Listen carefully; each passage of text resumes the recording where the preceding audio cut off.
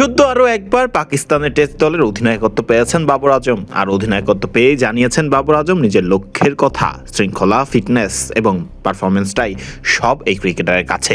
সাদা পোশাকের ক্রিকেটে এলোমেলো থাকা পাকিস্তান কি তাহলে নিজেদের টেস্টের সেরা ফর্মে ফিরবে আবার সেই বাবরের হাত ধরেই? সামনেই রয়েছে পাকিস্তানের ওয়েস্ট ইন্ডিজ সফর। সেখানে 2 ম্যাচের টেস্ট সিরিজ খেলবে পাকিস্তান বাবরের অধিনায়কত্বেই। বাবর নিজেও আছেন প্রস্তুত দলকে আরও একবার অর্থাৎ দ্বিতীয় দফায় অধিনায়ক হিসেবে সামলাতে, নিজের সেরাটা দিতে। এর আগে অবশ্য অধিনায়কত্ব হারান শান মাসুদ। হারাবারই তো কথা, তার অধীনে থাকা পাকিস্তান সাদা পোশাকে দেখছিল না আহামরি কোনো সাফল্যের দেখা, বরং বাংলাদেশের কাছে ঘরে বাইরে মিলিয়ে 4 টেস্ট টানা হারতে হয়েছে পাকিস্তানকে।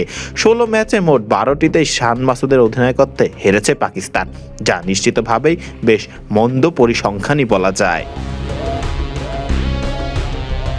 নবাগত অধিনায়ক বাবর আজম জানিয়েছেন নিজের লক্ষ্যের কথা। বাবর জানান, আমার প্রধান লক্ষ্য হলো ডিসিপ্লিন, ফিটনেস এবং পারফরমেন্স। এখানে কোনো কম্প্রোমাইজ করা যাবে না। আমি দলের ক্রিকেটারদের সবসময় আগলে রাখবো, তাদেরও আমার প্রতি ভরসা রাখতে হবে।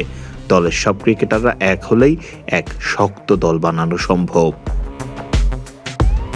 দলের পারফরমেন্স কেনই বা এত খারাপ, এই প্রশ্ন তো থেকেই যাবে। এই নিয়েও মুখ খুলেছেন বাবর আজম।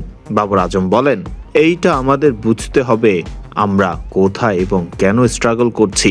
বোলারদের দ্বিতীয় স্পেলে তাল মেলাতে কষ্ট হতে পারে, তবে দলের প্রয়োজনে আপনাকে প্রস্তুত থাকতে হবে। একই কথা দলের ব্যাটারদের জন্যও, এই বিষয়ে কখনো কম্প্রোমাইজ করা যাবে না। সবকিছুর উত্তর মিললেও তবে আরও এক প্রশ্ন থেকেই যাবে, দল সামলানোর চাপটা প্রভাব ফেলবে না তো ব্যাটার বাবর আজমের পারফরমেন্সে?